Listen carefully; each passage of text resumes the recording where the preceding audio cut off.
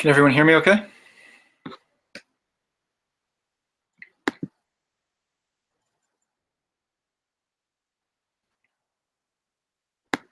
Cool.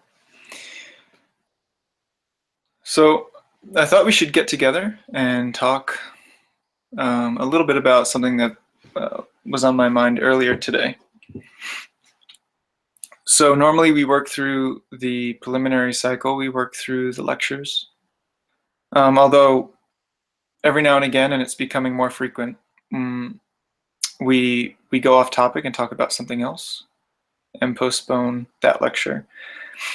I think that's good anyway, because I know that people are still having trouble convincing themselves to make sure that they read the lectures beforehand and take notes and come up with questions and things like that. So it gives everyone even more time to either procrastinate it or get to it. Theo said something interesting a week or two ago to a couple of us. He said, people think that if you have questions, it means you don't understand something. But it's not true. He said, in fact, the more you understand something, the more you'll have questions about it. Because if you understand something, it means that if you don't understand something, it means that you read it and you took it for face value. And so all that you can comprehend is what was written. So there are no questions to be had. But if you read it and you were able to understand it, if you were able to digest it, then you're able to take that information and make it a part of you and change your worldview in such a way that you can develop new questions about the material to push your understanding even further, right? Because obviously, any one of our lectures, and this is true of most things in the world, whatever is said about something, surely there's more that could be said about it. And there are many different levels of depth in terms of inquiry, right? Many different levels of investigation when it comes to mathematics and the different sciences and the different arts.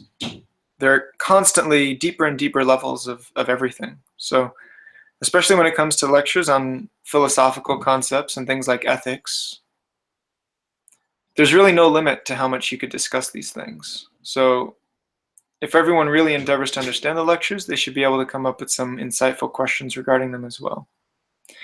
And even if you can't come up with questions in the typical sense, you can come up with discussion points, right? Insightful lines of inquiry that can lend you to a deeper understanding of practical application in daily life. So anyway, there's that tangent. So something I wanted to talk about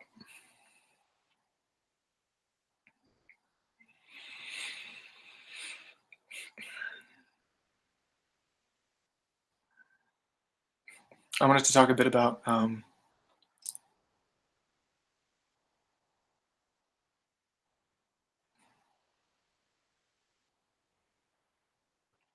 the application of effort in life, right? It can be very easy in life. See, the problem is that when many people live life, they get caught into a rut. You get caught into a specific way of living your life. And you wake up and you do your practices and you take your kids to school and you come back, you go to work, you cook dinner, you watch some TV, you go to sleep, you do whatever it is that you do. Once a week, maybe you do your pentaspendia, and life becomes very monotonous. And as a result, you don't push forward. You maintain the same level of effort. But naturally, humans, because we're in this body, if you haven't mastered the senses, if you haven't changed your very physiology in a spiritual and divine way, then it's very easy to let your natural current draw you downwards rather than upwards. If ritual isn't constantly pulling you upwards, if you haven't undergone physiological changes from the alchemy, then naturally your energy is constantly going to be flowing outwards and attaching into nature. As a result, you don't actually stay the same, right? You actually end up regressing gradually. So even though you're clocking in and you're doing your little bit of practice every day and you're trying to be a good person and you're kind of checking off the boxes necessary for what you feel like you need to do that day, you're doing the same thing every single day. And so in some sense, yeah, you're making a little bit of progress every single day, but then in another very real sense, you're not making any progress at all. You're staying the same level of person day after day. And so 10 years from now, 20 years from now, 30 years from now, you're never going to be that enlightened master that you want to be. You're still just going to be that same person who does the same thing every day. And ultimately, a part of you might regress because doing the same thing every day isn't enough. Nature's stronger than that. So it leads us to this idea that's really important, right? This idea of grasping success. And this isn't something unique only to the spiritual path, right? This is something that's beneficial to everybody. The spiritual path is beneficial to everybody, but even people who aren't on the spiritual path, you might watch some inspirational talks and things like that of people who talk about similar concepts, I would imagine, right? Concepts of learning to constantly drive yourself forward and latch on to this idea of success itself. And it's probably true that any greatly successful person, when you're thinking about, those millionaire or billionaire CEOs and athletes who are at the top, or that are the forefront of their sport, people like this, they're constantly seeking after success. They don't wake up every day and do the same thing. They don't, even if it's a pro athlete, that pro athlete doesn't just wake up and go to the gym for 8 hours and then go home. Yeah, 8 hours is a lot, but that's not what they do every day because that's not enough. That athlete is constantly looking for ways to improve themselves, constantly looking for injuries on their body, because if they find that something in their body is off that they can fix, then it means they can be that much better. So they're actually looking for physiological faults. I know someone that used to do some of the orthopedic testing for a famous football league, or I'm sorry, it was a baseball league. And every time they would do the different tests, if the baseball player got a clean bill of health and was said, yeah, all your joints are working well, you've got full range of motion in all the right spots, they would walk away disappointed and almost depressed because they had reached such a pinnacle of achievement in their sport that the only way that they felt they could really improve themselves is if they found out that something about them was wrong.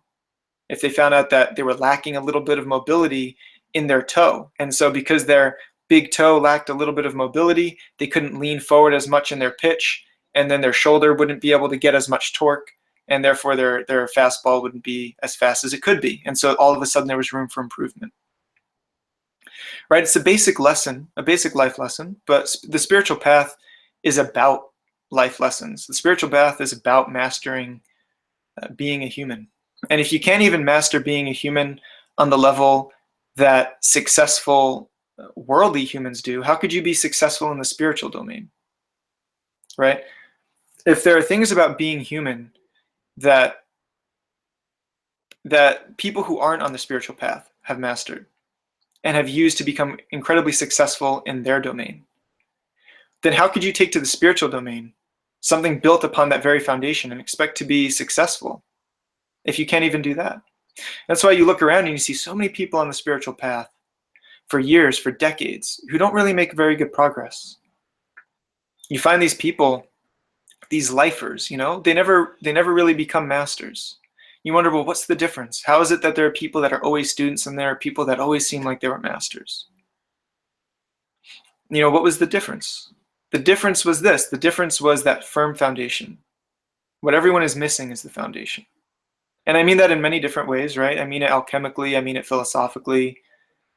I mean it in many different ways, but in every case, it's the most important. Whatever's considered the foundation is the most important. So whether you're looking at a person's psychology, whether you're looking at their alchemical setup, right? Whether you're looking at their life, whatever the foundation is in any one of those fields is the most important.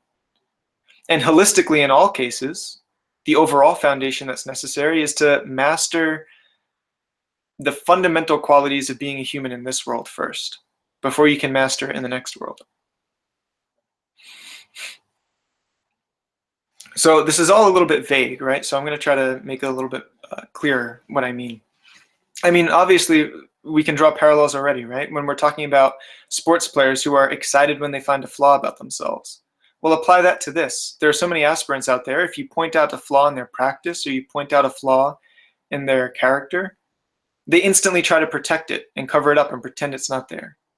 Well, this would be like an athlete having an injury and pretending that the injury wasn't there and expecting to be able to perform at his or her best, masking this injury. When in fact, if they just approached it and fixed it, they'd be so much better, right? But you all know this already. I don't need to talk to you about this. So what I do want to talk to you about is the principle of applying this drive towards success itself. All right, Franz Barden, in his initiation into Hermetics, he talks about doing conscious breathing and breathing in different virtues and breathing out vices and using it to transform yourself by impregnating the vital force with a certain virtue and then breathing it in so that you're imbibing the very energy of this virtue and learn to take on its qualities. And he says that once you've done this and you've kind of balanced out your soul mirror and you've achieved a good elemental equilibrium, then you should finally settle on one virtue. And this is the virtue you should use for the rest of your life. And the virtue that he gives is the virtue of success itself, this feeling of success. And I think what he's talking about is what psychologists have been calling for decades, to be kind of like a state of flow, right? A state of feeling like you're constantly riding this wave at the forefront of your own success, right? Where you're constantly driving forward, constantly being the best you can do, constantly innovating in your own life. And so you're just breathing the success. So every day isn't the same as every day before. Every day is better. Every day you're achieving something new. You constantly feel like you're at the vanguard of your own life. So this is very important. And so ways you can do this in your life are to constantly remember that it's not enough to live your life one day the same way that you did the day before or the week before, the month before, the year before. So even if your life is great and you meditate 3 hours a day or you meditate 8 hours a day, it doesn't matter. You could be meditating 8 hours a day and working 8 hours a day and sleeping 5 hours a day and spending those few other hours of the day doing the bare essentials for maintaining a body, right? And there's still more you could do. 1 second.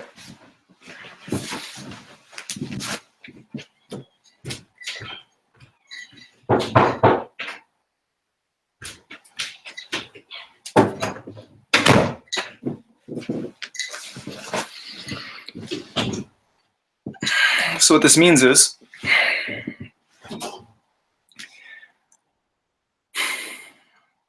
you have to think, how can I constantly be applying myself? How can I constantly be pushing myself forward? Whatever success means to you is what's going to fill you with this particular feeling, right? So if success for you means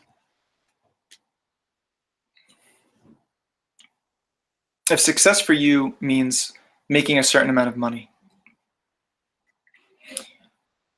if you want to make $100,000 a year, and then that year you made $100,000, that kind of person just gets filled with this feeling of success and this drive. And those types of people normally then think, well, if I made $100,000 this year, maybe I could make $150,000 next year. Maybe I could make, in a couple years, I could be making $500,000, right? I grew up in this culture. People constantly trying to raise the number. People in their 20s, traders on Wall Street, making $1 million a year. And there's never enough, right? It's never enough. They're constantly pushing more and more. How can I make more? How can I make more? And it creates this insatiable drive. Well, you need to think, how can I create that same kind of insatiable drive for my soul, for spiritual wealth? It's that you want to capture that same feeling of success, where you're constantly feeding on success and the success is feeding on you and you're feeding into each other. So you're constantly pushing forward. So for me on the spiritual path, the way that I do this is through piety, because things that are pious are very rarely good for the body, almost always bad for the body and good for the soul. So if you can find pious actions, they're always going to be difficult, and they're always going to make you feel like you're riding this fine line between what you can handle and what you can't. And so you're always riding that fine line, and so you're always feeling that kind of drive of success. And you have to change in and out what you're focusing on. So one thing I like to do sometimes, and it's not the healthiest thing, but I like to go without enough sleep for days at a time, weeks at a time. But I fine tune it very particularly. So I do a lot of meditation right before bed so that my alchemy is really good, so that I need less sleep, much less sleep than normal, and so that my sleep is very spiritualized. And I'll end up waking up after only a few hours of sleep, feeling spiritually refreshed, but like my body feels a little bit run down, like it's missing just that little bit, that extra hour of sleep that it would need to feel fully rested. As a result, because I'm sleeping less, there's less stagnation in my body, and my energy stays more refreshed. So I'm able to maintain my purity much better, and I'm able to maintain my alchemical orbits much better. So my mind, my energy, they're more pristine. But in addition to all of these very statistical benefits, there's this heart benefit, right? A feeling like I was a pious person, right? And it just fills my soul with this kind of fire. It inspires me to think, oh yeah, I'm doing so good. I'm not sleeping that much. I'm not doing this. I'm not doing that. I'm living like a pious life. And so this feeling of piety drives you forward, so that then that night you're feeling very exhausted, and you're thinking, but no, I'm going to stay up and I'm going to meditate for God and meditate for my soul. And then you meditate again, and then you get another night's rest where you don't sleep enough, and you wake up early and you meditate then as well. And it kind of fills me with this kind of passion, right? That I'm just pushing the envelope. I'm riding this wave, and it fills me with this feeling of success. And you can do it with any pious action, right? Lustrations and fasting and anything, pretty much anything that's bad for the body and is good for the soul is a pious action. So these are all good ways to try to drive yourself forward, and I want you all to focus on ways that you can incorporate this into your life, right? Because whatever you're doing, whatever way you lived your life today, I'm sure you can look back on it and think, well, what could I have done better? And I'm sure you can come up with a list of a million things you could have done better. Too many things, right? And none of us are perfect, so you can't do all of them. But you can start with one of them and work on it. And so then the next day, you can live your life in such a way that you nailed that next thing. But I'm sure you can look back and say, yeah, but there were those other, 999,000 things I didn't do. So you can do another one of them. And you can slowly chip away like this and start trying to refine your life to a higher and higher level. Eventually, you might reach a level where your life has to start drastically changing. But you'll be at a point where you're so inspired by making those sacrifices and making those life transformations that you don't even take a second thought. You just do it. And then one day you look back and you're a highly attained initiate and you're enlightened, right? But you got there because you were constantly trying to live a pious life, constantly purifying your hands and purifying your senses and your mouth, constantly purifying your feet, asking God to bless you, asking God to fill your steps and guide you, and to fill your hands with divine action, to fill your mind with divine contemplation, constantly singing praises to God throughout the day, doing your prayer cycles, right? Trying to live as a religious a life as possible in this sense. Trying to live as pious a life as possible. Filling yourself with this kind of dedication and devotion and learning to feel inspired by it, learning to love it. Right? Because practices are very mechanical. Everything we do in the day can become very mechanical. So you have to do something to constantly be pushing yourself forward, constantly transforming your life more and more. So I hope that I transmitted what was going on in my mind earlier today as I was thinking about these things. I hope I transmitted it clearly enough. I know it wasn't the most eloquent lecture that I've given, but it's very you're all smart people, right? So I think we can just talk and everyone can think about it, right? Because these are really basic, fundamental, easy concepts, right? Especially in this day and age where things like YouTube and Netflix and media is so readily available at everyone's fingertips. There's so much media in our world today. It comes with so many downsides, but it comes with some upsides as well. And with so much media at our fingertips, there are certain things that have become very certain kinds of life concepts that have become so popular and so widespread. And there are public speakers and motivational speakers, people like Tony Robbins and other people. I'm sure there's lots of them. I don't know any of their names, but I'm sure there's lots of them. And they all talk about, I imagine a lot of them talk about these kinds of things, right? How can you live a successful life? How can you motivate yourself? And I want people to take a lot of those concepts because they're very fundamental and try to apply them to their understanding of the spiritual path and learn how you can enliven the spiritual path for yourself. Because it's never going to be enough to just do the same thing every day. No matter how much you're doing, it's never enough. You have to always be doing more in some way. If there's not more that you can do externally, there's an infinite amount of more you can do internally. Right? The vastness of your mind is infinite. But that greater mind, which is meant to perceive the eternal good, instead fills itself with an infinite falsehood. So you have this infinite breadth of work you can do upon yourself. So even if you can't sleep less, even if you can't eat a more bland diet, even if you can't meditate more, even if you can't change more things about your external life without making the string too tight, without snapping something, there's an infinite number of things you can transform internally. The ways you're constantly viewing your life. I'm not just talking about doing mantra recitation in your mind, right? I'm talking about constantly cultivating compassion. I'm talking about, I don't need to spell it out, right? Again, we're all intelligent people. We can all think about these things, but actively try to apply them to your life. And think, how can I feel this kind of success? Think about what your Wolf on Wall Street type businessman feels like when he's making sales, when he's working 80-hour-a-week work days. Most successful entrepreneurial multimillionaires all work 80 hours a week. Even when they're big CEOs and you think, oh, they can kind of lay back, they don't need to work as much, they're all working far more than 40 hours a week. Right? All these people, they work a tremendous amount. Right? I think Donald Trump I think he sleeps 3 hours a night.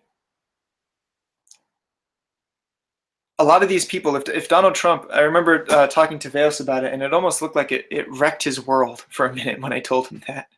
I told him, Donald Trump only sleeps 3 hours a night because he feels like if he sleeps any more, he's going to miss out on the economy, changes in the economy, and he's not going to be able to be as successful in his business. And I remember Veos looking down and just shaking his head. And as he just like kind of digested that information. And he sent me a message later on that day, and he said, if Donald Trump can go without that much sleep for the God of money, then who am I that I struggle to do it for the God of gods? And it's just like, man, that gives me chills just to think about. So try to encapture that thought process that kind of person has for money, that insatiable drive. And when they're actually making money, it's different when you're failing, right? When you're trying and you fail, you try and you fail, and you feel like nothing's going to hold you back and you're just going to keep trying and you're going to keep trying. That's great. That's the feeling of determination. But I'm not talking about garnering the feeling of determination. I'm talking about developing the feeling of success. And that's a different feeling when you're trying and you're trying and you're trying, but every time you try, you're successful. Every time you try to make money, more money comes in. And it starts to make you feel high and starts to make you feel excited. That's the feeling I'm talking about trying to get for the spiritual path. That the more pious you become and the more things you do, you feel like you're just racking up this success in your soul. Every time that you feel tempted to do something and you say no to it, that kind of success that you feel in your mind. I mean, think about it on the subtlest level, right? Because there's a way to do it and feel defeated, and there's a way to do it and feel empowered. When you have something you want to eat, let's say, and you're trying to control your palate, and you say, you know what, I'm not going to eat that. There's a way to feel defeated when you do it. You can say, oh, I'm not going to eat that, and you can feel really crappy about it. You can be like, man, I wish I could eat it, but I'm doing this thing where I'm supposed to be like fasting, so I'm trying to be like stricter on myself, and you feel kind of like shit when you do it that way.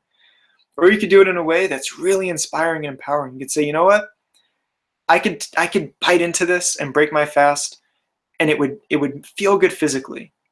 But if I don't do it, then how much power does it give me spiritually? That I just dominated that part of myself. I just dominated that impulse. and then clearly make the decision in your mind not to do it, and feel the rush that comes of it of like, yes, you know what? These things don't control me. It gives you a kind of rush. And it's okay to let those things motivate you. Because if you're experiencing them, then you're in their world. So as long as you're still experiencing them, use what you can use and discard the rest. And eventually, yeah, you might overcome all of those things. You might overcome all those passions. And you'll cling to higher and subtler motivations.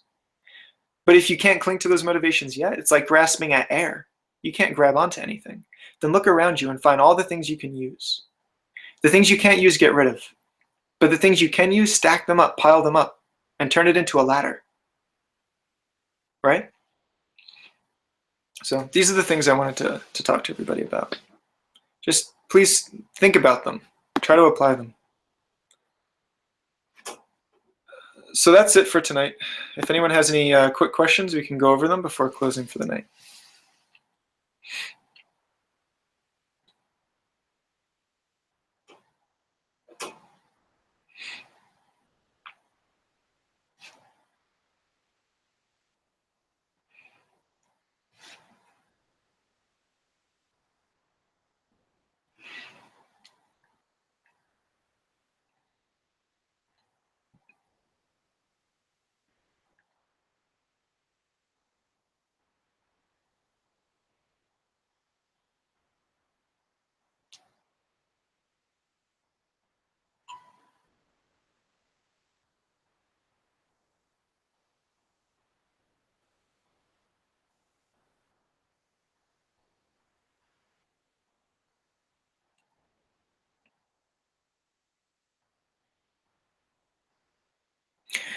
Okay, everyone. So we'll close for tonight.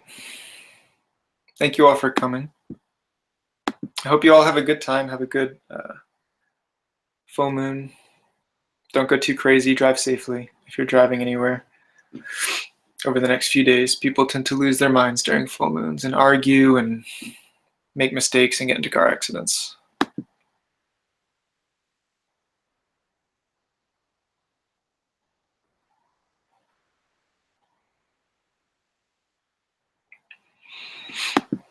All right, everyone. God bless.